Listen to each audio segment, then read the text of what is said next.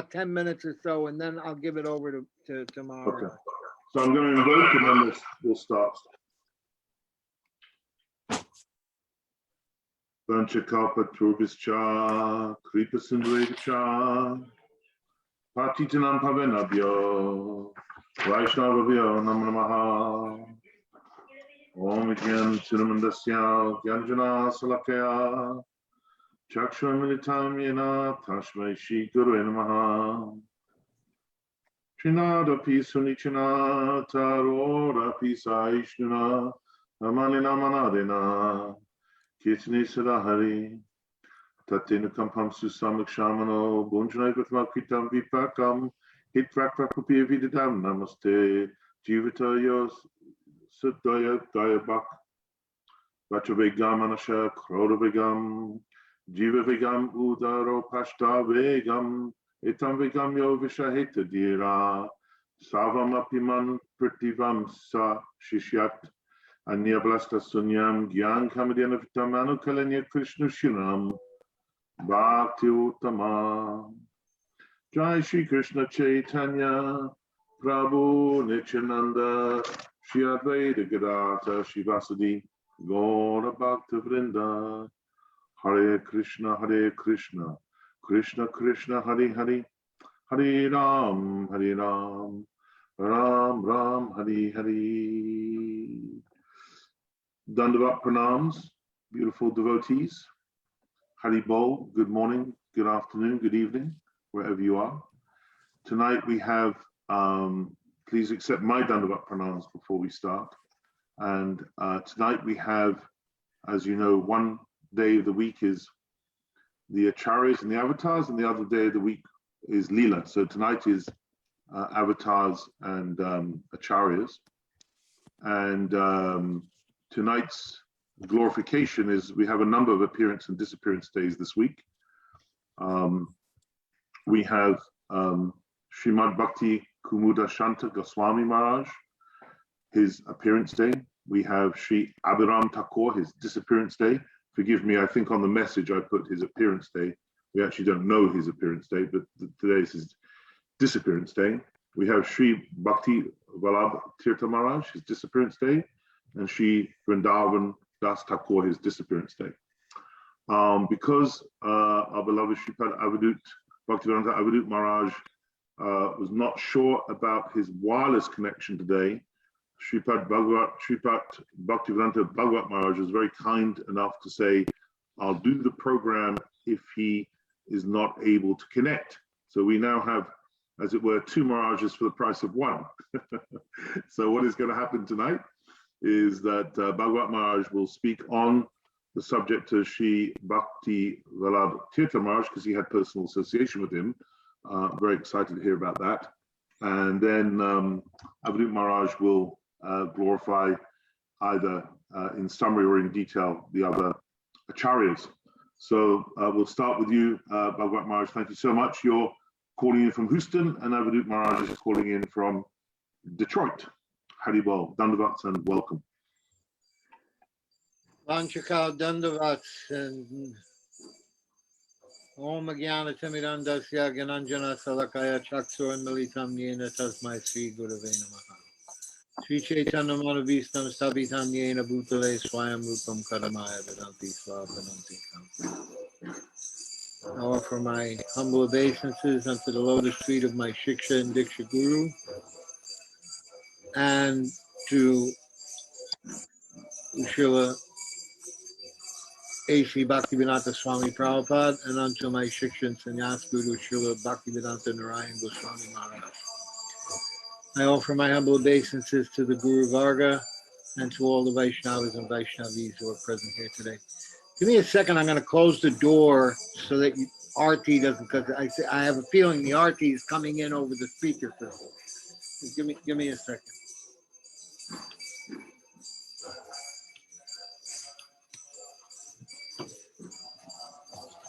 Oh.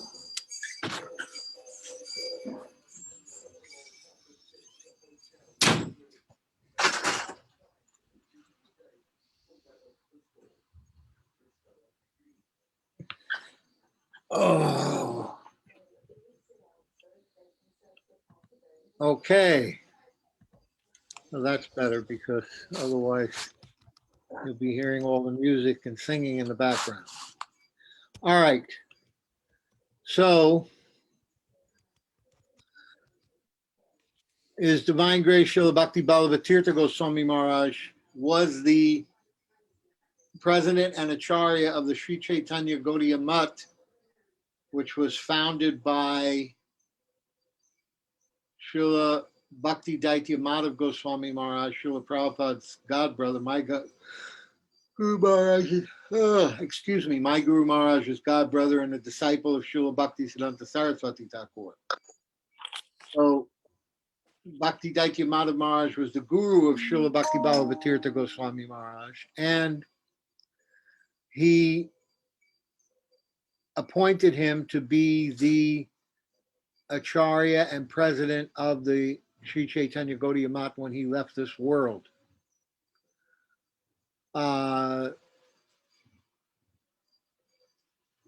He was born April 24th, 1924 in Amalapati, Gwalapara, Assam, India. So he's Assamese.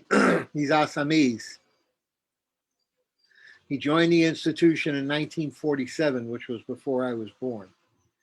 After completing his master's degree in philosophy at Calcutta University in India, he served in the Sri Chaitanya Gaudiya Math as its secretary, and he took sannyas in 1961. And I remember being present in 2011, which was the 50-year anniversary of his sannyas. And they had a big ceremony, a big festival for his 50 years sannyas. And his Guru Maharaj left this world in March of 1979. And that's when Srila Bhakti Ballabhatirtha became the president and acharya of the Math. And he did so much to propagate the message of Sri Chaitanya Mahaprabhu all over the world. He not only ran the mission,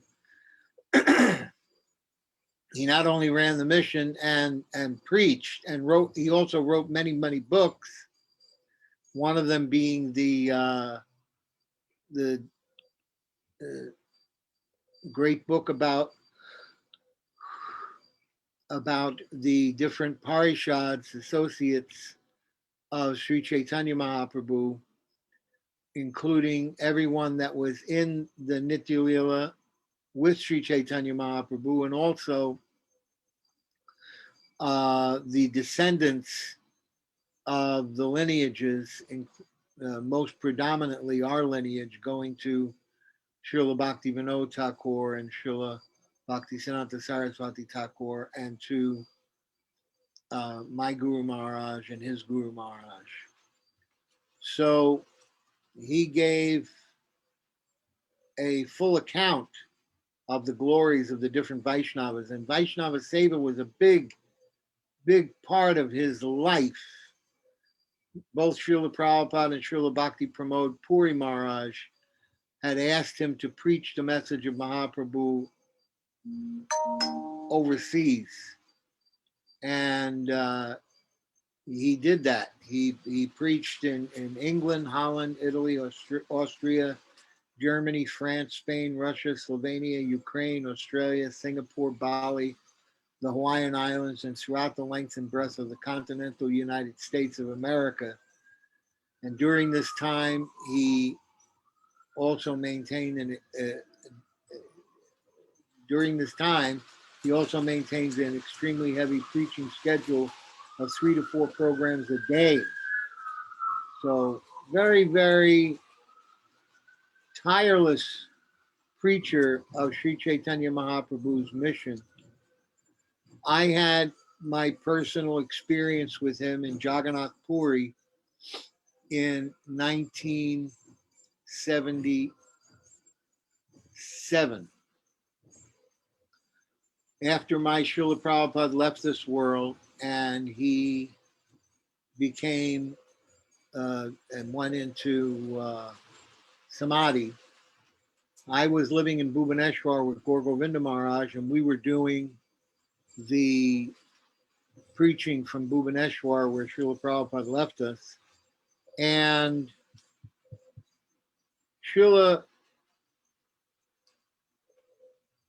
I decided to hold two festivals, Disappearance Day festivals, to glorify Srila Prabhupada, one in Bhubaneswar and one in Jagannath Puri. And in Jagannath Puri, I bought all of this Jagannath Prasad to feed several hundred devotees. I went to all the Gaudiya Mats and gave them a invitation. And I also invited many of the Puri Pandas and many other persons. So I held the festival at the Purushottam Gaudiya Mutt, which was the mutt that Srila Prabhupada visited when he visited Puri. It was the only Gaudiya Mutt that he visited. He visited the Purushottam Gaudiya Mutt. And that was the mutt that his Guru Maharaj had lived at. His Guru Maharaj, that was Chatak Parvat. When Mahaprabhu saw that hill and thought it was Govardhan, so at the top of that hill, on that hill is a house, a small house, and that's where Srila Bhaktisiddhanta Saraswati Thakur used to live and do his writing and his meditation, his bhajan. So he lived there in that spot. And so that was a very sacred place. It's right near Tota Gopinath. So Srila Prabhupada went there to visit the place because it was his Guru Maharaj's place. And then choosing that place, which had a big hall, to hold the ceremony, I asked Bhakti Daitya Madhav Maharaj, because Srila Prabhupada, before he left, made a trust called the Gauda Mandala Bhumi Trust. And in that trust, he made Bhakti Daitya Madhav Maharaj the chairman of that trust. And it was his responsibility to designate different pastime places of Mahaprabhu that needed repair, and ISKCON would pay for it. ISKCON would pay for the repair. And so there were many places in both Bengal and Orissa where Mahaprabhu visited that were repaired and made better by the mercy of Srila Prabhupada and his godbrother Bhakti Daitya Madhav Maharaj, who was the chairman of that trust, as appointed by Prabhupada. So since Prabhupada appointed a chairman, I invited him to come and speak and be the president of the meeting. In Gaudiya Mutt, when you have a meeting like this, one of the acharyas is invited to be the president of the meeting, and then other persons speak. And I went there with Srila Gaur Govinda Maharaj, of course, and we also had Bhakti Balabhatirtha Maharaj. He came to this meeting. And so at the meeting, I was the first one to speak, then Srila Gaur Govinda Maharaj, and then Srila Bhakti Daitya Madhav Maharaj finished. He was the last speaker. I quoted many verses from the different scriptures glorifying Srila Prabhupada's position as an acharya and telling the Pandas that they should understand that Srila Prabhupada's power to transform the foreigners into Hindus, into devotees, and their ability to enter the temple. They should give them opportunity to enter the temple, because Prabhupada had asked me to try and arrange for the devotees to get into the temple, the Western devotees. So this is where I meet Bhakti Balabatirtha Maharaj. Now, what was interesting is that after everyone spoke, it was time to distribute prasadam. So I, tied up my dhoti and rolled up my sleeves, and I was going to distribute my Guru Maharaj's feast. So Gaur Govinda Maharaj and Bhakti Balabatirtha Maharaj grabbed me by the elbows and brought me into a corner and said, "We have to talk to you.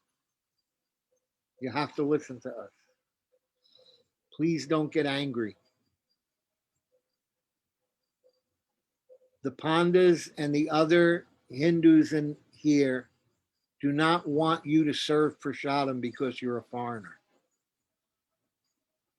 We won't take prasadam. They won't take prasadam from your hand.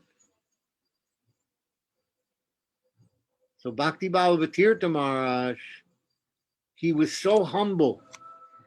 Here's the man who within a year was going to become the Acharya of 50 mutts in India. And he was begging me with great humility in his voice, please don't be angry. Please be humble. Please let me serve Prabhupada.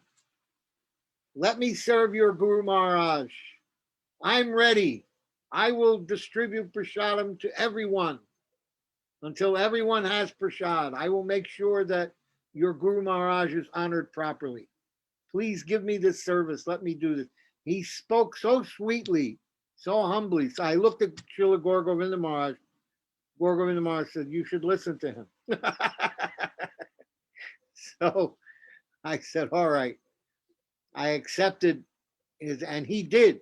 He distributed prasadam for 2 hours.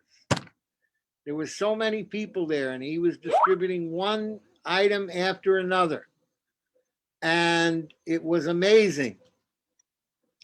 And everyone was very, very impressed with the whole situation and how he organized and supervised. He had brahmacharis from the Gaudiya Mutt help the 8 or 9 brahmacharis we had from Bhubaneswar temple.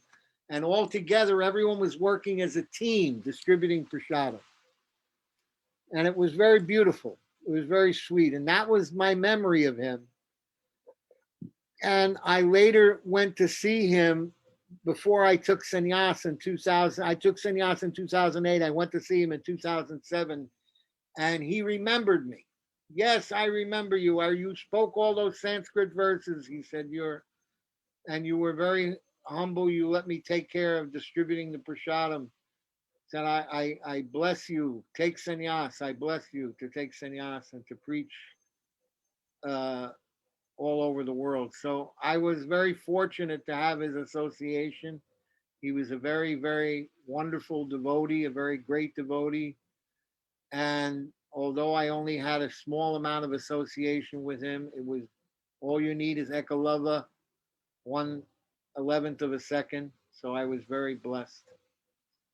So this is my remembrances of Srila Bhakti Balabatirtha. That's beautiful, Maharaj. Maharaj, you had me slightly on the edge of my seat because I wasn't quite sure if you were going to get angry or not. So I loved it. It's beautiful. Very personal story, very beautiful. Also brings me closer to Srila Bhakti, Vigyan Bhakti Maharaj, because they were so close. Yes, yes. Knowing him, feeling some relationship with him makes me closer to Bhakti Maharaj, who I know you got association with, and I was fortunate enough to get an association with him as well. Yeah. And Maharaj, I just want to thank you so much for coming in at the last moment and saving my blood pressure, because I wasn't sure if our beloved brother Avadut Maharaj was going to be able to come online. So thank you. I really appreciate that. Thank you. Because I know it's not easy just responding on the same day to a request. So thank you so much. That was so beautiful. Dandavat pranams, Avadut Maharaj. Dandavat pranams, devotees. Hari Bol, Hari Bol. Dandavat Maharaj. Hari Bol. Have a beautiful rest of your day. Thank you. You too.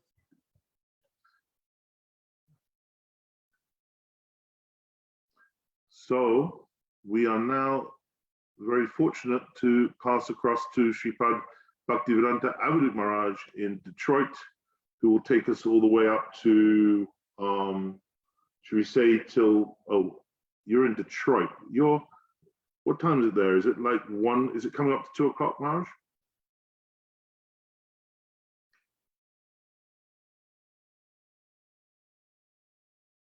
You're on mute. You're on mute.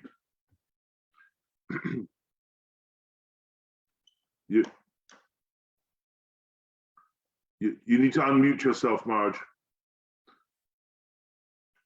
Oh, still on mute. My lip reading is a bit rusty. Yeah, we're okay. just on the edge of Eastern Standard Time. Oh, so it's 2 o'clock there. Got it? What time are you there?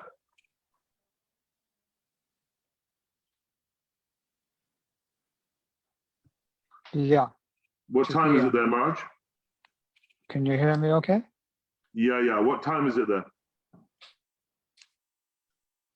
The connection is not the best here. No, if It's everyone 2 could turn their p.m. video, you keep your video on, Maharaj. Everyone turn their video off. 2 p.m. 2 p.m. Okay, if you could take us to 2:45, that'd be wonderful. 45 minutes. You keep your video on, Maharaj. Everyone else has theirs off. Okay. It's nice to see you. Okay, I just hope this connection stays good because it's a little bit faltering, but I'll go ahead and speak. Okay. And if it cuts out, then it'll come back hopefully in a few seconds. Okay. Thanks, Marge. Om Aganati Madandasya Gunandana Salakya Chakshuru Militam Yena Tasmai Shri Gurave Namaha. Guru Guru Chandraya Radhika Itaralaya Krishnaya Krishna Bhaktaya Tada Bhaktaya Namo Namaha. Shri Chaitanya Madhobishtam Stapitam Yena Bhutale Shvayam Rupakaramayam Daratishwa Padanti Kam Bande Sri Krishna Chaitanya Nityananda Sahorito Gauri Pushpanto Chitros Sando Tamonudo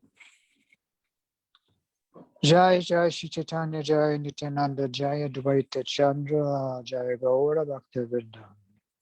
So welcome all those in the family of Mahaprabhu Shri Chaitanya. This is a glorious day in honor of two great saints. One is Vrindavan Das Thakur, and the other is Abhiram Das Thakur. So these are powerful Vaishnavas, an incarnation of Vyasadeva and an incarnation of Sridham, the older brother of Srimati Radharani. So I'm going to actually read more than speak today, because I found a little material, not your material, some other material. And we all know that Mahaprabhu gave his mercy to Vrindavan Das Thakur's mother, who was the niece of Srivas Thakur, who lived in Shiva Sangam. And she got prasadam from the hand of Mahaprabhu, and she gave birth to Vrindavan Das, who was the first one to write the Chaitanya Mangala, which later was entitled Chaitanya Bhagavat, when Lochan Das Thakur had also written a book, Chaitanya Mangala.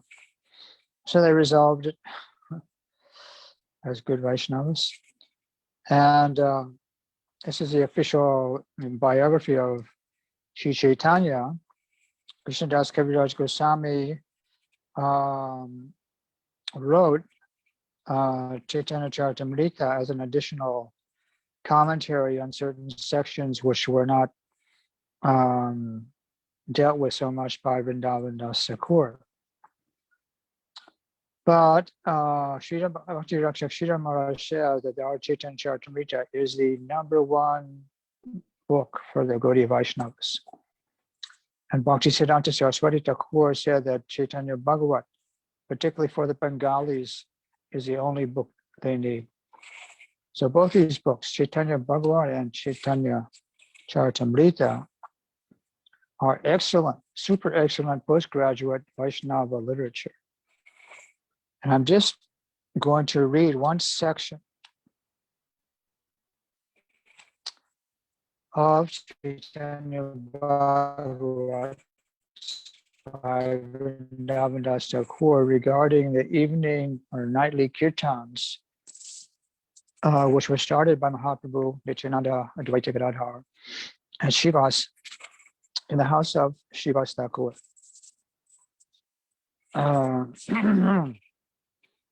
So this is a commentary. I'll read the text, but there's a commentary by Bhaktisiddhanta Saraswati Thakur, which is also very interesting. So if you can lend your ears and bear with me if there's any interruption. Okay, we're reading our text 4. Day after day, the abode of Navadvip became filled with ecstasy because of the presence of Vishwambar, the Lord of Vaikuntha. So Vishwambar is, the name given to Chaitanya by his mother. Accompanied by his beloved Nityananda, the Lord engaged in pastimes of relishing his own names in the association of the devotees. Now the commentary by Bhaktisiddhanta. The phrase Nija Namaras is explained as follows. The Supreme Lord is Rashamaya, or full of transcendental mellows. The Supreme Lord and his holy names are non-different. Therefore, the holy names are also Rashamaya. The Supreme Lord's names, or spiritual names, are distinct from the ordinary names or designations given to Lord Gohari, who forgets himself in the transcendental ecstasy of chanting the holy names in the midst of his devotees. Affection for his devotees is the cause of his forgetfulness. Now, text 6. The Lord performed kirtan every night. No one except the devotees could participate. Bhaktisiddhanta. While the Lord taught at night the process of worship through kirtan, outsiders were not allowed. So why was this? This went on for, I think, 1 year. And from my personal opinion, they were stirring up their own rasa, maya, to get empowered. And they're already powerful, but to stir up the ecstasy, the bliss, the ananda. And then when everything reached its height, then the doors were opened and Sankirtan flooded the streets. It's like, the Ananda Maya, Ananda Maya was just increasing and increasing day after day, night after night, and we'll read later here how a few people came in without credentials and not without invitation. And there was Mahaprabhu discredited them and expelled them. He wanted his topmost devotees to churn the ocean of transcendental bliss inside the house of Shivas Thakur until it could no longer be contained, and then it flooded all of Navadvip and eventually the whole world. So the glories of Shambhar's prowess were so great that no one in the three worlds knew their limits. Bhaktisiddhanta. The glories of Shambhar's prowess were unique.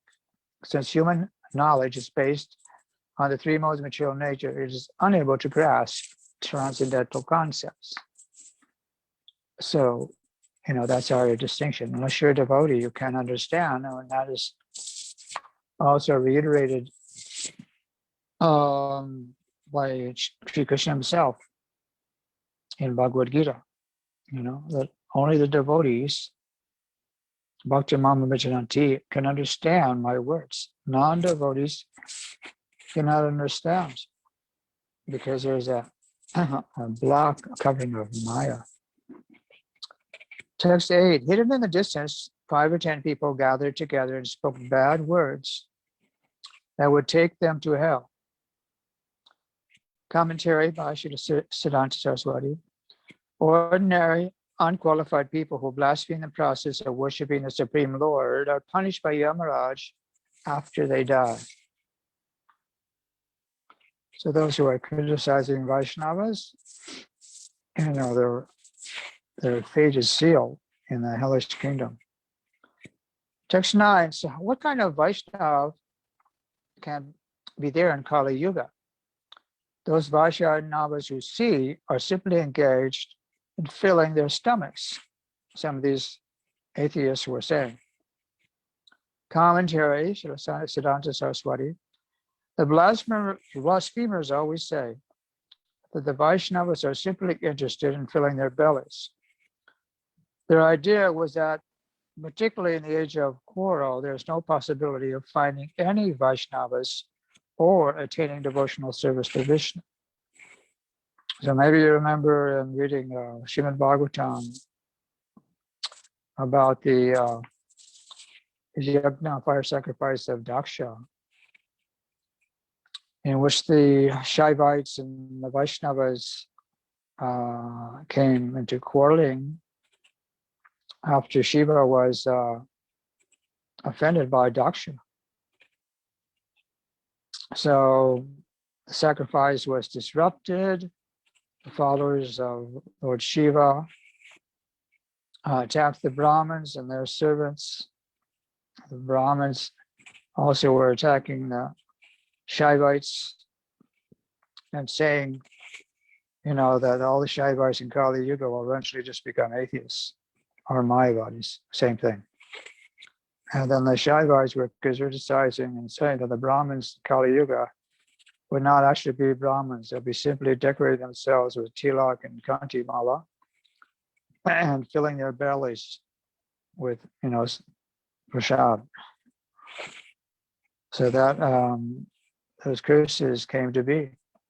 In many cases, you will find those who are superficial Vaishnavas are simply looking for good prasadam and a place to sleep. Text 10. If we can tie, and I'm probably number 1, in that department. If we can tie up the hands and legs of these materialistic Vaishnavas who are only interested in filling their own stomachs and throw them in the water of the Ganges to get rid of them, then all our miseries will be extinguished. So the residents of Navadvip are blaspheming the Lord. Kirtan going on every night, loud chanting of the holy names. So the Hindus were never used to that. They're always, observing, quiet meditation or chanting of mantras in the temple without a lot of hullabaloo, or without a lot of haribol. Text 11, someone said, "Oh brother, know for certain that Nimai Pandit will ruin this entire village of Navadvip." Srila Bhaktisiddhanta says, by introducing pure devotional service, Nimai Pandit has destroyed the happiness of this village. Therefore, the entire Navadvip has been ruined. Text 12, they would threaten the devotees so that they could see the kirtan. But because they were unfortunate, what could their cunning accomplish? Srila Bhaktisiddhanta, because of the misery and misfortune, their cunning, which they display to see Chaitanya Mahaprabhu's most confidential Sankirtan pastimes, by instilling fear in the devotees was ineffective. So they wanted to see what was going on. It's like when we have, loud kirtan, people hear the sound and then they congregate to find out what's going on. And then they get blessed by the holy name. Now, text number 13. As the son of Sachi performed Sankirtan, the consciousness of everyone in the world was purified. Commentary, by glorifying Krishna through Sankirtan, Lord Sachidananda purified the enjoyment-prone hearts of people who are averse to the Lord. So this is the strength of our movement. Chaitadarpanam Arjanam Bhavahadavagnidirvarpanam. It looses the strings of Maya's tight grip on this world. 14, ordinary peripheral people lamented because they could not see the kirtan. They sighed deeply and considered themselves unfortunate. But then we're coming to the more saner section of Navadvip, who are wishing they could be in the presence of the Lord. And 15, some people requested the devotees to let them inside so they could secretly watch the Sankirtan. Bhaktisiddhanta's commentary, the word parihar means request or appeal. Someone revealed his own misfortune and some requested one of the devotees to allow him to secretly watch the kirtan pastimes. Text 16, all the Lord's servants understood that the Lord knew everything. So in fear of his reaction, they did not take anyone inside. Text 17, there was one particular brahmachari who lived in Navadvip. He was austere, saintly, and faultless. He only drank milk and did not eat rice. You know, for a Bengali to not eat rice is maximum austerity. This Brahmin wanted to see the Lord's kirtan. But Bhaktisiddhanta's commentary says the brahmachari who considered that cooked food destroyed life and who took a vow to live only on uncooked foods like milk and mangoes was unqualified to hear the glories of the Supreme Lord. He had no qualification to hear the kirtan behind closed doors. Direct service to the Supreme Lord is never found within the principles of dry renunciation. Foolish people who misuse renunciation consider that the ingredients of the Lord's worship are fit for rejection. So knowledge and renunciation to some extent may be good in the beginning of bhakti, but ultimately bhakti overpasses their benefit, which may or may not be there, because bhakti alone is supreme. But in Madhurya Kadambari, Vishwanath Chakravarti Thakur does say it can possibly help one in the beginning. But here we say renunciation, which is dry, juiceless, is inept to qualify anyone for understanding kirtan and the moods of bhakti ras. Text 20, this particular Brahman daily requested Srivas Thakur to allow him to see the Lord's dancing. He said, if you bestow mercy on me and take me one day inside your house, I will be able to see Nimai Pandits dancing. And then with my eyes, I will be successful and will remain always grateful to you. In this way, the Brahman daily appealed to Srivas Thakur, who one day replied to him, text 24, I know you've always been a good person. Throughout your life, you have observed strict celibacy and eaten only fruits. Your body is free from sin. You are certainly qualified to see the kirtan. But I tell you, the Lord has instructed us not to bring anyone inside, so you will have to stay hidden. So Srivas Thakur, being very merciful, the incarnation of Narada Muni, the guru and instructor of so many powerful Vaishnavas like Dhruva and Prahlad Maharaj, Chitraketu, and others,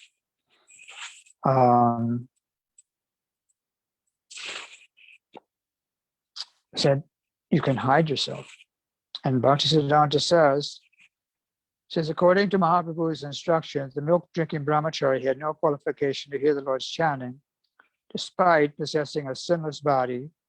When he begged Srivas Thakur to allow him to see the Lord's dancing, Srivas advised him to remain hidden within the house. After speaking in this way, he took the Brahmin inside and hid him in the corner. Thereafter, the Lord of the 14 worlds began to dance in the midst of his most fortunate associates. They all jubilantly sang together, Krishna, Rama, Mukunda, Murari, Vanamali. Nityananda and Gadadhar held each other's as they twirled around, and the lion-lighted Advaita ran here and there in ecstasy. As the Lord of Vaikuntha personally danced and everyone lost external consciousness in transcendental happiness, nothing could be heard other than Haribol, Haribol, oh brothers, chant, chant the holy names. Who could describe Shambhara's transformations of ecstatic love, like shedding of tears, shivering, hair standing on end, and loud roaring? Yet, Lord Vishwambara, the crest jewel of omniscient persons, knew that a Brahman was hiding in the room, in the house. Lord Vishwambara repeatedly stopped dancing and said, "Why am I not feeling ecstasy today?"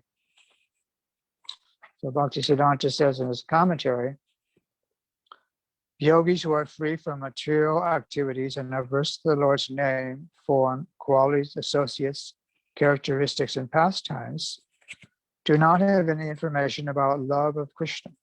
Therefore, even though they are exalted in material calculation, their aversion to love of God, which is transcendental to the four goals of material life, devours them. Although such bad association is considered desirable in the eyes of ordinary people, there is no possibility of obtaining love of God in such association.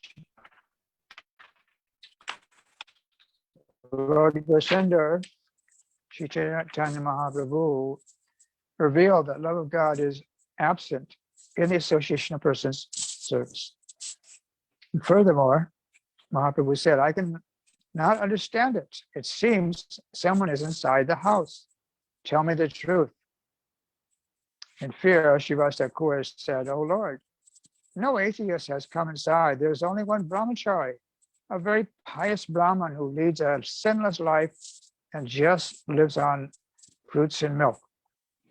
He had a strong desire to see you dancing, and you have rightly surmised, O Lord, that he is hiding in the house." So on hearing this, Vishwambara angrily said, "All right, quickly, take him out of the house. What qualification does he have to see my dancing? Can one attain devotion to me just by drinking milk?" Now, Srila Bhaktisiddhanta says Gaurasundar did not feel ecstasy in the kirtan, and since he realized that some bad association had entered the house, he inquired about this from Srivas Pandit, who replied, "No irreligious person, envious of the Supreme Lord, has entered this house. A sinless Brahman, brahmachari, who has taken a vow to live on milk, and who was devoted to his duties in hiding within the house because he was eager to see her dancing. On hearing this, Mahaprabhu considered that person a non-devotee and expressed his anger by ordering that he should leave the house. When there is no guarantee that only by drinking uncooked milk one attains devotion to the Supreme Lord, then how can a non-devotee become eligible to see the dancing of a devotee? Because he was bereft of unalloyed devotional service, he developed a propensity for executing materialistic austerities. All the austerities aimed at non-violence and imagined to be favorable to religious life, according to ordinary consideration, can never be steps towards devotional service of the Lord. Inclination towards the service of the Supreme Lord and lording it over the material world are not equivalent. So, we know there are many politicians in India also who had performed, different austerities, which you can read in their biographies. But this had no qualification for them to understand the transcendental principles of devotional service. And we remember Srila Prabhupada writing a letter to Mahatma Gandhi, begging him to please leave the political arena and come to the arena of bhakti, devotional service, as his life was, about to coming to the end. But the Mahatma never replied to Prabhupada's letter and never acquiesced to his instructions, and therefore he was shot in with a bullet. Text 42, the Lord raised his two arms and extended his index fingers while saying, "No one can attain me simply by drinking milk." Bhaktisiddhanta says attempts to achieve saintliness or supremacy in the world under the shelter of nonviolence are not evidence of inclination for the Lord's service. And this was specially pointed out by Lord Gaurasendra. So this type of saintliness or supremacy is artificial, like many fanatical vegans or fanatical even vegetarians, animal rightists. You can compile a great list of those who are in support of nonviolence.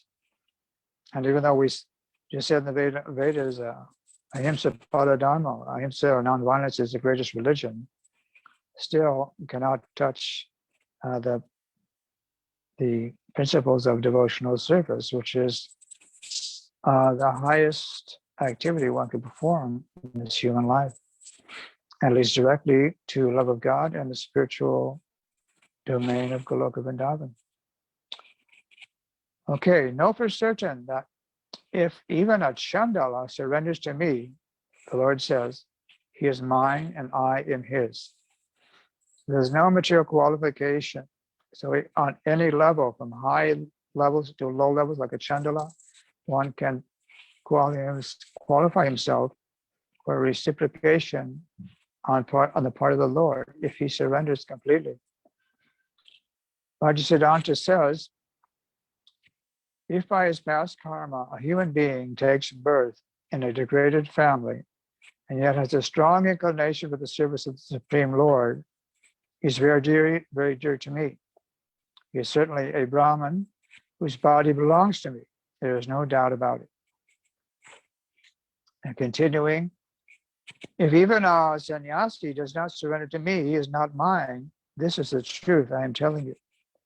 And another commentary, if even a sannyasi situated in the topmost ashram becomes averse to the service of the Supreme Lord, then it is a fact that such a person should not be accepted as dear to the Supreme Lord.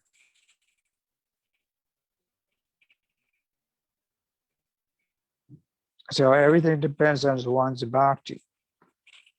And we are also directed to give our respect to a person according to all levels of bhakti is the Uttamadhikari.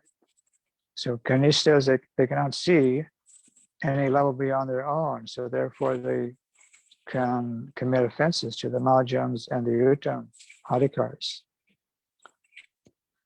And only the Uttam can actually see all three levels perfectly and knows how to adjust his service towards each person and his respect. So continuing, tell me, what kind of austerities did Gajendra, the monkeys, and the cowherds perform to attain me? Even the demons perform austerities, but what is the result? Unless they take shelter of me, they cannot be delivered. So there was austerities like that of Vikasura, who was, living on ashes and about to cut his head in a sacrifice to Lord Shiva. But they are demons, just wanting to achieve some material end. So Bhaktisiddhanta's commentary. In Bhagavatam, Canto 11, the Supreme Personality of Godhead says to Uddhava, my dear Uddhava, by associating with my pure devotees, one can destroy one's attachment for all objects of material sense gratification. Such purifying association brings me under the control of my devotee. One may perform the Ashtanga Yoga system, engage in philosophical analysis of the elements of material nature, practice nonviolence and other ordinary principles of piety, chant the Vedic mantras, perform penance, take to the renounced order of life, execute sacrificial performances and dig wells, plant trees, and perform other public welfare activities, give in charity, carry out severe vows, worship the demigods, chant confidential mantras, visit holy places, or accept major and minor disciplinary injunctions. But even by performing such activities, one does not bring me under their control. So this is also our principle in bhakti. By Vedic bhakti, one cannot particularly bring the Lord under his control. But if he performs Raganuga Bhakti, following the footsteps of the Brajvasis, and attains, prema or bhava, the Lord is placed under their control by the power of their devotional love. In every yuga, many living entities entangled in the modes of passion and ignorance gain the association of my devotees. Thus, such living entities as the Daityas, Rakshasas, birds, beasts, Gandharvas, Apsaras, Nagas, Siddhas, Chalanas, Guyakas, and Vidyadharas, as well as the lower class human beings, as the Vaishyas, Sudras, women, and others, were able to achieve my supreme abode.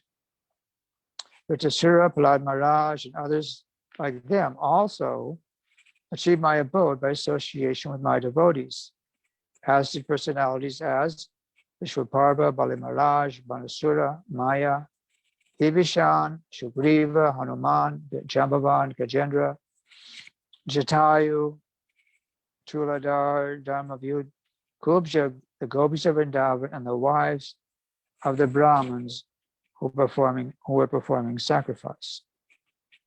The persons I have mentioned did not undergo serious study of the Vedic literature, nor did they worship great saintly persons, nor did they execute severe vows or austerities. Simply by association with me and my devotees, they achieved it. So,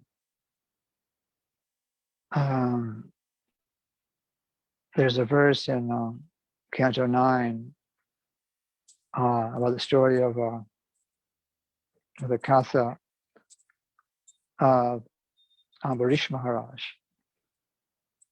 And there's statements by Durvasha about the glories of the Vaishnavas and how dear they are to the Lord, how bhakti moves the Lord's heart, and the devotees of his devotees also move his heart to grant his benediction. So if we want the Lord's mercy, we have to follow bhakti, we have to follow the Lord's bhaktas, because Krishna declares how dear they are to him. And he further says, the inhabitants of Vrindavan, including the gopis, cows, unmoving creatures, such as the twin Arjun trees, animals, living entities with stunted consciousness, like the bushes and thickets, and snakes, such as Kaliya, all achieve the perfection of life by unalloyed love for me, and thus they very easily achieve me. And then this is all Bhaktisiddhanta's commentary. In South India, there is a quotation in the Padjavali of Rupa Goswami, which says, did the hunter named Dharma have any piety? Did age disqualify the 5-year-old Dhruva? Did Gajendra, who lived by Chirikut mountain, possess any learning? Did Kubja, the maidservant of Kamsa, have any beauty? Did Sudama Brahmana, the friend of Krishna, have any wealth? Did the social status of Adura disqualify him? Did the prowess of Ugrasena, the king of the Yadus, disqualify him? Madhava was pleased with their devotional service, and he is not pleased by material qualities. So Gopji Devi also in the Srimad Bhagavatam first canto also says Janmashwar Shuddha Beauty Edama Vinana Navara and Abhimra Kim Tama Kinchana Gochara.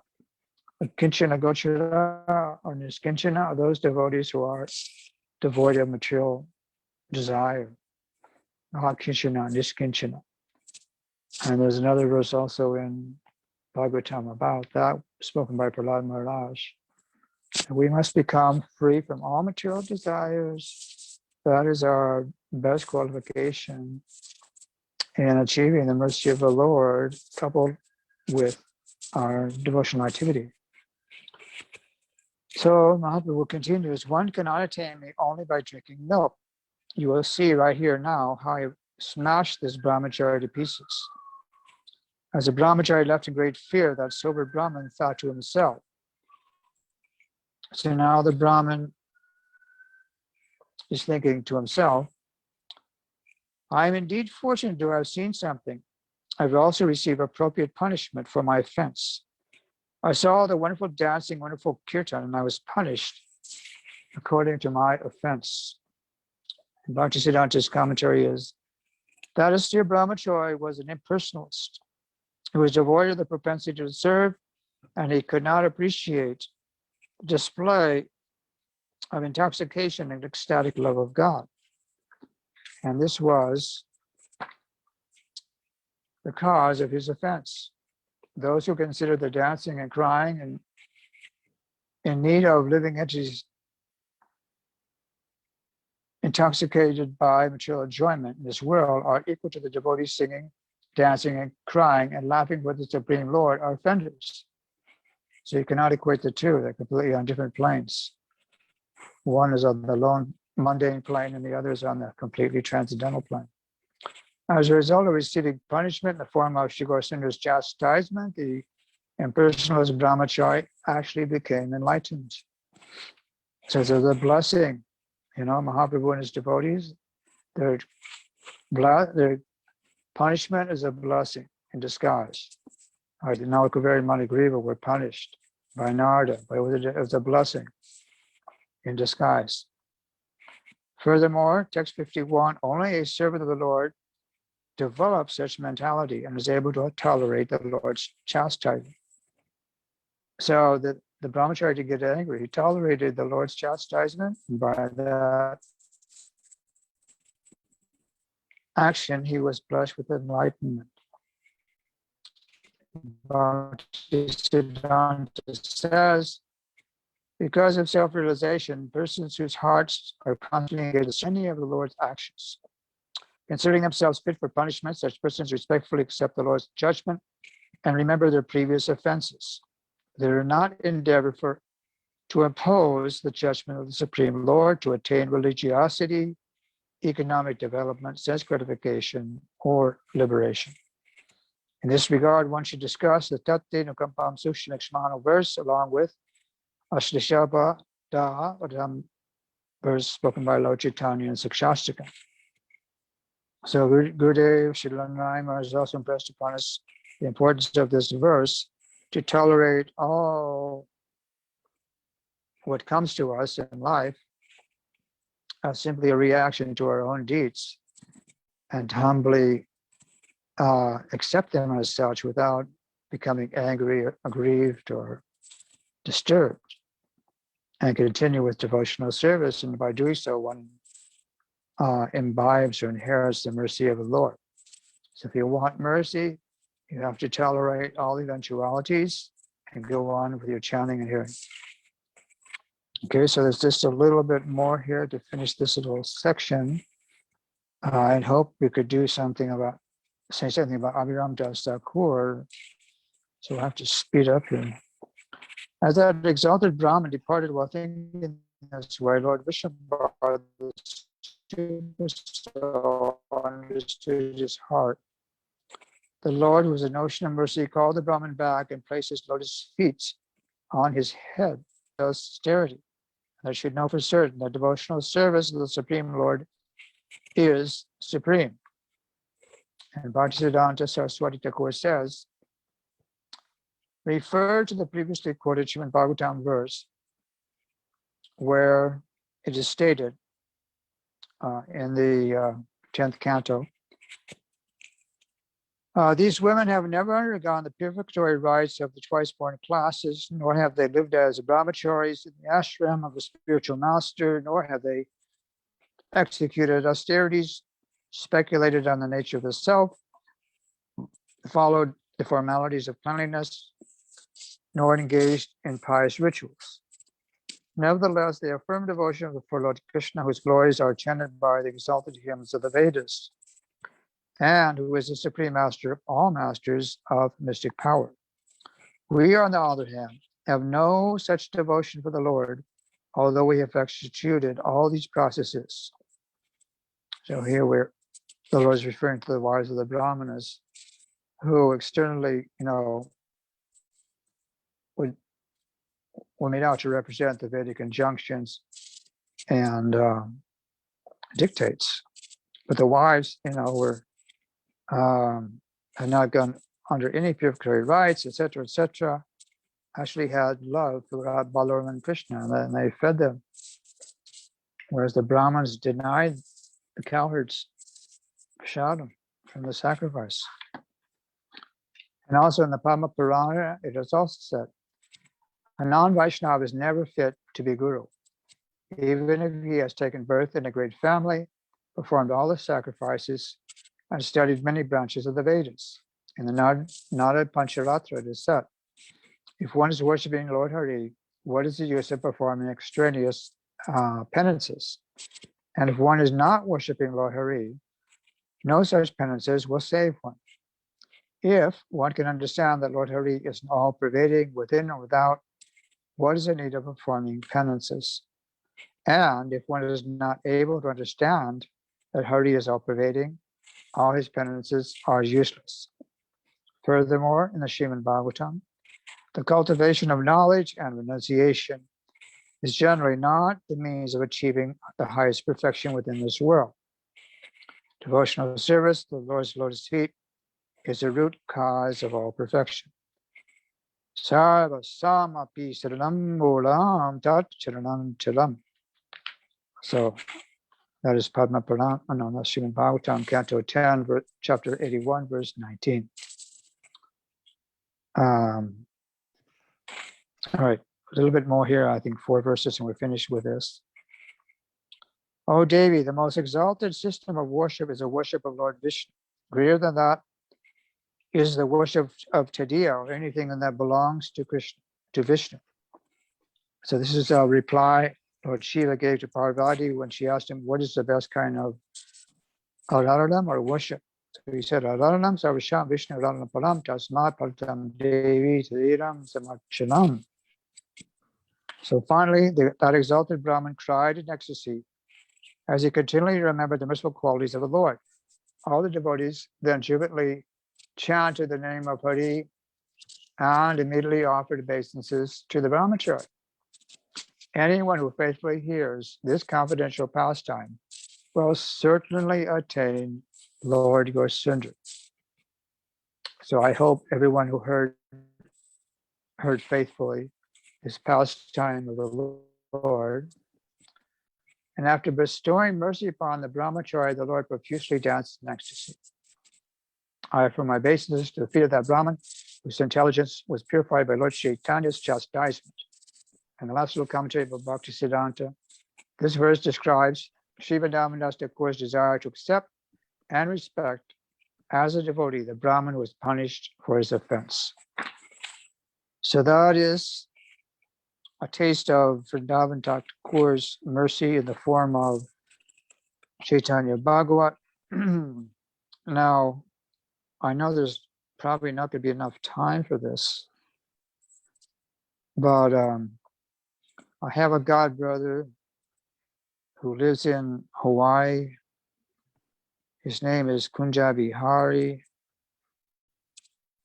and he's publishing a book about Lord Chaitanya's eternal associates. And Abhiram Thakur is one of the chief. He is famous for his Jai Mangala whip.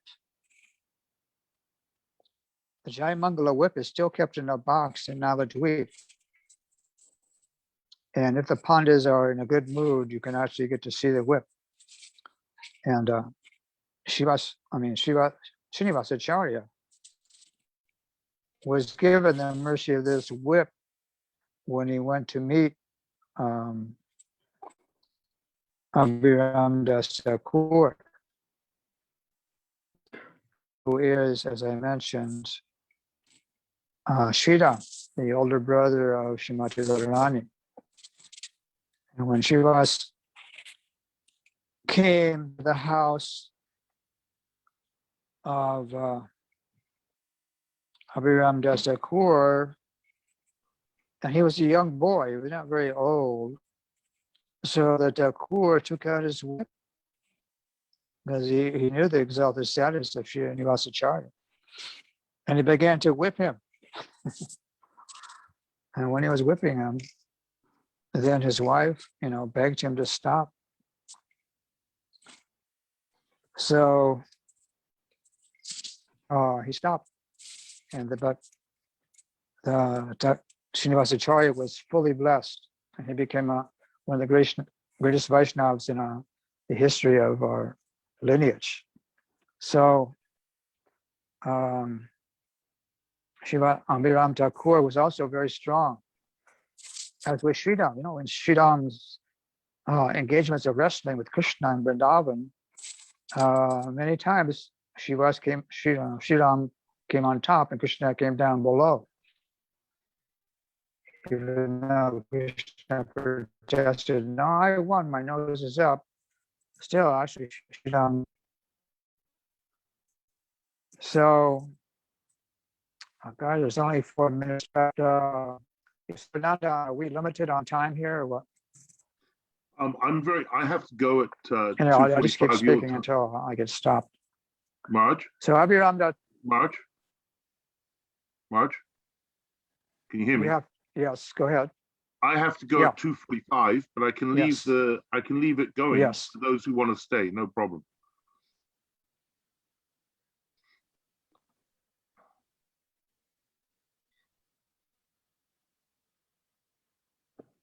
Oh, okay. Good. There's only a few pages here. It's really nectar. So I'm just going to read from this since it has more information. So now this is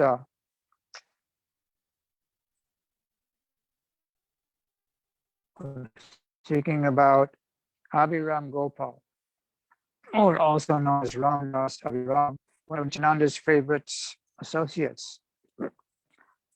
And of course, in Gaura Ganadishtapika, just stated that Ramdas was from Vrindavan, Sridham. So one day, Krishna Balaram and their cowherd friends were playing hide and seek in the forest of Vrindavan. In the middle of the game, Krishna decided to go to Nadia to enjoy his Leela there as Chaitanya Mahaprabhu. They're friends with him. He adventured himself in Nadia. But somehow or other, they forgot to bring Sridham, who remained in hiding in a cave. So they're playing as cowards, hide and seek, and Sridham was still hiding in a cave. So after everyone had assembled in Navadvip, the Lord began his ecstatic Leela of Sankirtan.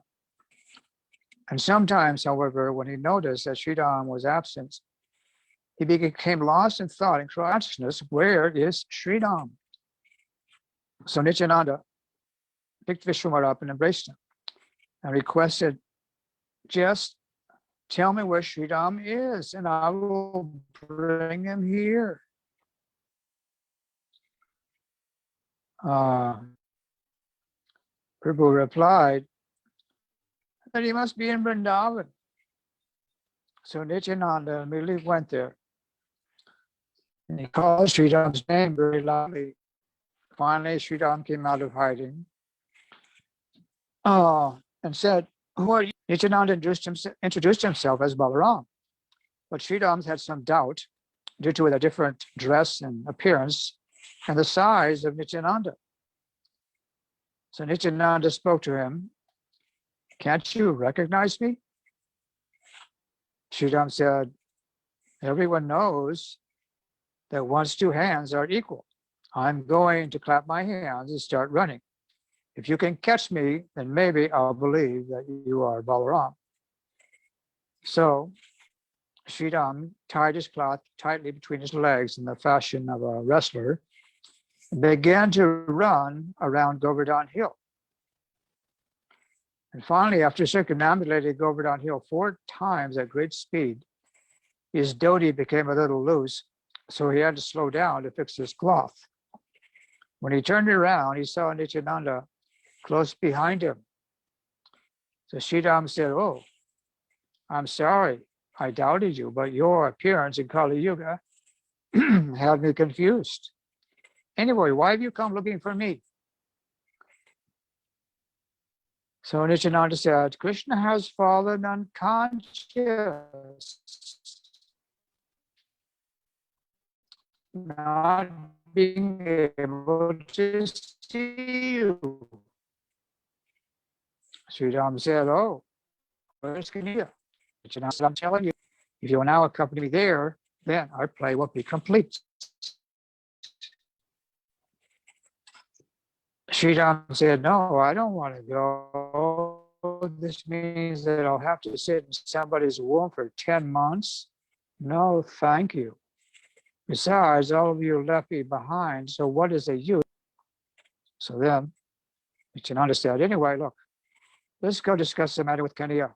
For the time being, just come as you are." So Sridham laughed and said, "Okay, but you have to carry me on your shoulders. And after that, after all that running, my feet have become very heavy." So Nityananda said, "Oh, if I say no, then you'll expose to everyone that I was unable to carry you on my back. You are the chief amongst the cowherd boys, so please try to consider the fact that I feel the happiness and distress of others." Sridham admitted, "Well, you and I are just the same. You know that when Krishna's side loses, I sometimes carry you on my shoulders." Nityananda, Kaniyya is completely subservient to your love. No aspect of his life is beyond your perception. The other cowherd boys constantly sing your praises, so come on, we should go and meet Gauranga now. Sridham was fully convinced and went to dress himself up, putting on his finest ornaments. And very quickly, the two of them approached Nadia Nagar. And when Satchidananda saw that they had arrived, he came to embrace Sridham. At first, Sridham was very concerned to see everyone's different appearance, especially their shaven heads. Mahaprabhu explained how in Kali Yuga, it is by renunciation that people can cross over the ocean of material desires. And finally, he explained that Gaura Lila and Krishna Lila are one. I have come this time as my own devotee to taste the happiness of devotional service. Now, my name is Krishna Chaitanya, and from today, you will be Abhiram. So Nityananda smiled and said, now we will call you Abhiram Baya. Yet, how will we play together if you remain so tall? As we used to play under the shade of a Bamshibat, we will also play here. So Abhiram took the cue and made himself somewhat shorter, as befitted the Kali Yuga. And Nityananda exclaimed joyfully, oh, now we'll be able to carry one another on each other's shoulder. So when Nityananda eventually had a child, Abhiram Das Thakur came to offer his obeisances. Then that child immediately died. In this way, 6 more of Nityananda's sons had to depart from this world just after taking birth. Finally, a daughter, Ganga Devi, was born to Nityananda Prabhu, and Vasudha Devi, his wife, or one of his wives, the other was Janava. After offering his obeisances to the child, Abhiram Thakur saw that this baby was not affected by his offering obeisances. She didn't die like the others. As she smiled at him, such a sweet picture of innocent loveliness, yet possessing a potency to rival his own, he exclaimed, this time we haven't been deceived. He then composed 20 verses in praise of Ganga Devi. Now, when the next child was born to Nityananda, and Vasudha, Abhiram again came to have darshan. Seeing Virabhadra similarly unaffected by the force of his pranams, then he composed another verse, Virabhadra Ashtakam. So if you can find that Ashtakam of Abhiram Das Thakur, then you will find Soyam Prasiddhatto Hari Kila Virabhadra, and praise Virabhadra, the son of Nityananda, who was not different from Shridaksai Vishnu. Since Ganga Devi was an incarnation of Mother Gandhi herself, the Lord's own Shakti, and Virabhadra is an incarnation of Shridaksai Vishnu, they could easily bear the force of the obeisances of Abhiram Gopal. Abhiram Thakur appeared directly in this world without taking birth in anyone's womb, as even the Supreme Personality of Godhead himself condescends to. Therefore, he possesses an intense spiritual strength and splendor that only Lord Vishnu, or direct expansions of his energy, could understand. If he offered his obeisances to any stone other than a Shaligram Shila, the stone would break or crack. One time, Abhiram Thakur came to Srikanda, having a desire to see Raghunandan, the son of Mukunda, who was still only a child. So he wanted to meet him. And Raghunandan's father, Mukunda, was quite aware of Abhiram's reputation. So he told him that Raghunandan was gone to visit his maternal uncle.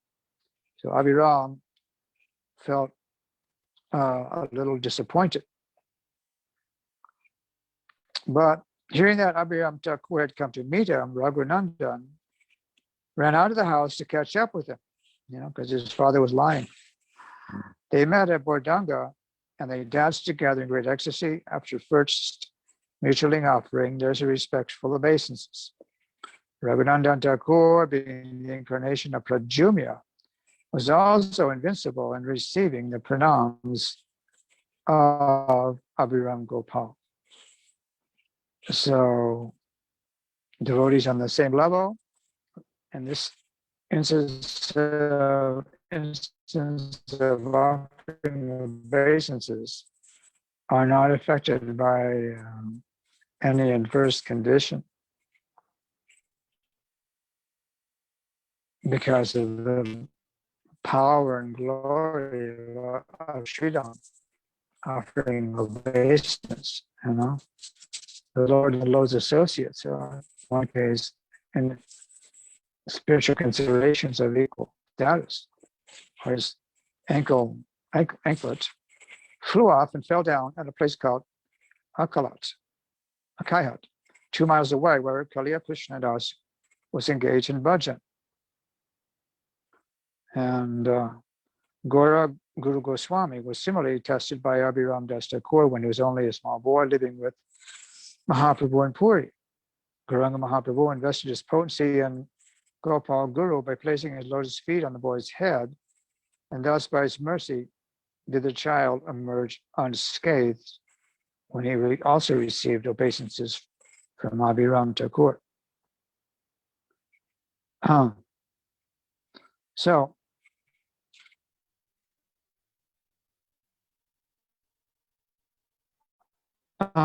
then, when Shiva Sundar ordered Nityananda Prabhu to preach in Gaudadesh, he sent Ramdas Abhiram and Gadadhar Das with him.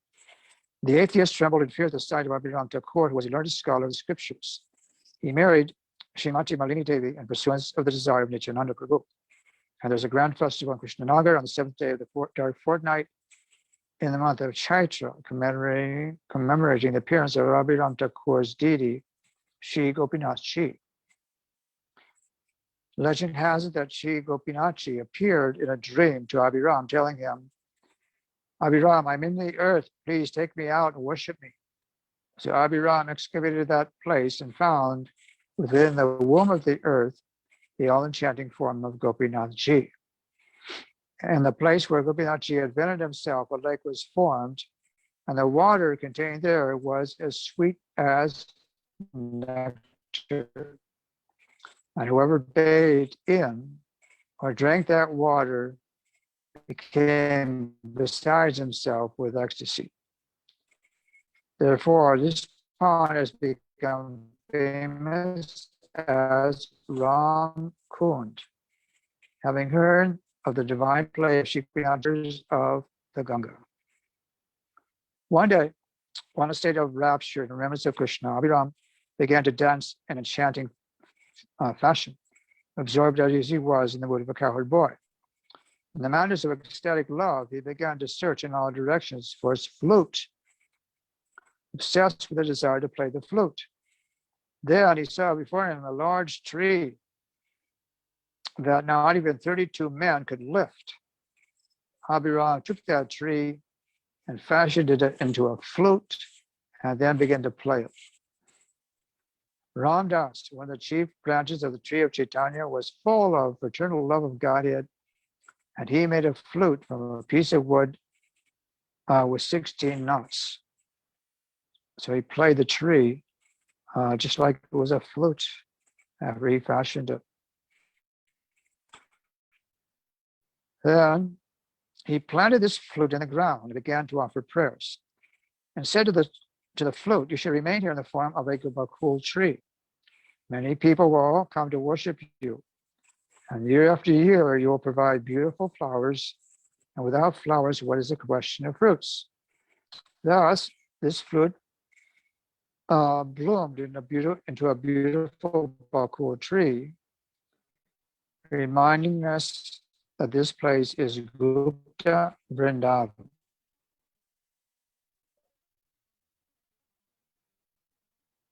So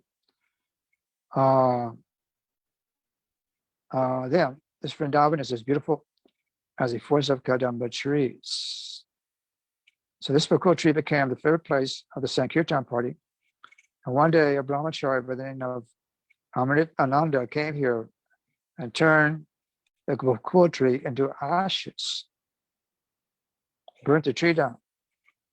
Abhiram immediately brought the tree back to life and put his tulsi mala into fire and asked the brahmachari to do the same with his staff and a water jug.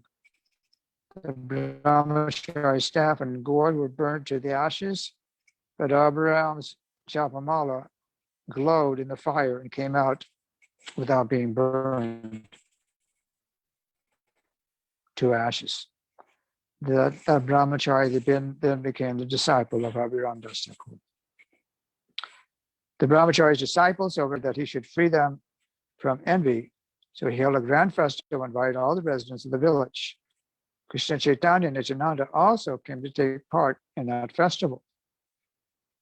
When Malini Devi was finished cooking, Prabhu went to call Nityananda and company, who were all sitting under the bakul tree. Yet they refused to come, asking how it would be possible for them to eat foodstuffs prepared by the hand of Malini. I don't know why they would object, but anyway, this was merely a ruse to ultimately reveal the glories of Malini. So Mahaprabhu explained to them that Malini was not an ordinary person. And Pavandev, the wind god, to come and uncover Malini's head while she was serving prasadam. So, I mean, it's, the bias about a woman.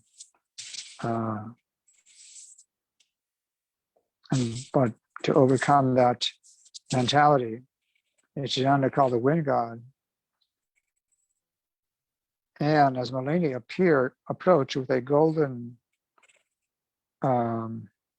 plate filled with prasadam, the wind came and blew her sari off her head, setting her hair in disorder. Very quickly, two other arms manifested behind her back and covered her head again with her sari, and then returned to whence they had come.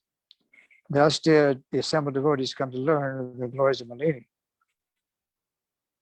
So this place, Kajpur, was really renamed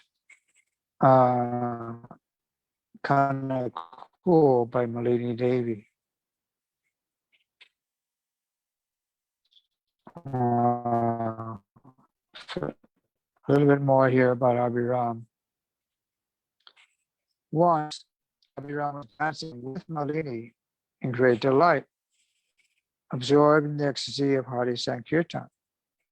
When he was sitting there, that Brahmin became angry and cursed her to become blind. Then what happened?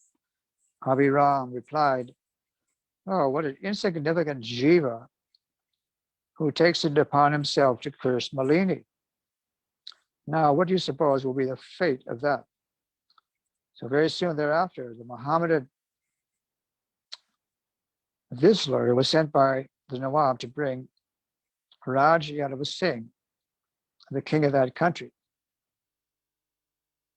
I have no idea what Visler means, a Mohammedan Visler. The envious Yadav Singh was attempting to build a temple for Shishirada Kanta and Shishirada Ballabha, just in front of the temple of Gopinath Jew, which is, as you remember, Abhiram Thakur's deity. Yadav Singh ran away, so the Vishnu captured his guru. That sinful Brahmin would curse Malini. Then the villagers began to criticize Yadav Singh. Your guru has been captured by the Mohammedans, and you simply sit there. This thus was Yadav Singh and Vishnu. The Vishnu, however, responded by throwing them both before an intoxicated elephant. The mad elephant tossed them about like toys until he finally flung them so wildly that they were decapitated. The decapitated head of Yadav Singh still continued to complain. I was building a temple for Shishirada Kanta, but because of Abhiram, I couldn't finish it. The head of his guru called out repeatedly, Hari Hari. So this is the the decapitated heads carrying a conversation here about Abhiram Das Thakur. Abhiram Das Thakur had a celebrated whip, which is called Joy Mangala. Whoever was touched with that whip developed Krishna Prema. One day, Srinivasacharya came to meet Abhiram, and after touching Srinivas 3 times with his whip, Malini Devi laughed and caught his arm, saying, Thakur, don't beat him anymore. Restrain yourself, he's just a boy. So Malini says, what? Srinivas became completely drowned in the ocean of Krishna Prema. When Malini Devi left this world, Abhiram decided to bring his Leela to a close as well. Coincidentally, a Bhaskar arrived upon the scene and Abhiram requested him to make a murti of himself. Abhiram then entrusted his disciple, a Brahmin named Kanu Krishna, with the responsibility of worshipping Gopinath. So you can see, if you Google a picture of Gopinath deity or Abhiram, as well as the murti that was carved of Abhiram Das Thakur by Kanu Krishna. And there's a temple there, a very interesting temple. So at the end, Abhiram entered into the form of his own murti. And there's a particular day when this happened in the month of Bashkali. And since then, the worship here has been maintained by the descendants of Kanu Krishna. And there's a grand celebration on the occasion of the disappearance of Abhiram Das Thakur.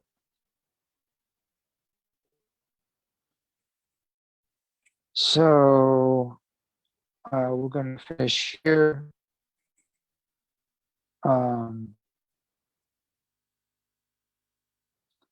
Anyone who has a chance to visit these deities, and you can find that place if you somehow by chance get back to India which is now under a serious lockdown. So we offer obeisance to Abhiram Das Thakur, who is Sridham Thakur, Nityananda's most dear and Krishna's most dear friend. The older brother Radharani. I pray for their mercy, and also Vrindavan Das Thakur, the compiler of Chaitanya Bhagavat, thank you for their causeless mercy. And then when we absorb ourselves, when we have time in reading further of the Chaitanya Bhagavat compiled by him. So all glories to our Gaudiya Sampradaya, our glories to the Mercy Grace Leela program, our Yashodananda, and I offer my humble obeisances to everyone. Vanchakalpatarishcha, Kripa Sindhubhivcha, Kripanam Bhavaneva Vaishnavebhyo, Namo Namaha. Jai Sri Radhe Shyam.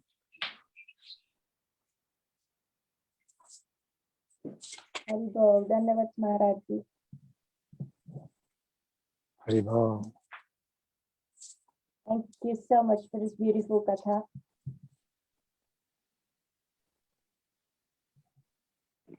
How many people are on this call?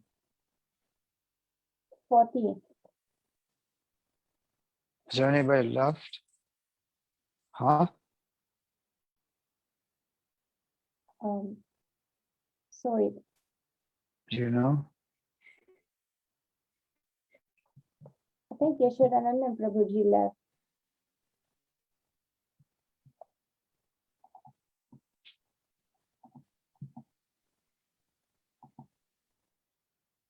Well, here's Taruni Dasi. Somebody named Taruni just offer her pranams. Anyway, we have an audience here, so our audience got some mercy. So thank you again, Hare Krishna. Oh, Shobhalani Dasi also, thank you. Thank you, Shobhalani. Krishna bless you. Melo Chaitanya, Nityananda bless you. Jai Jai Sri Radhe Shyam. Okay, thank you.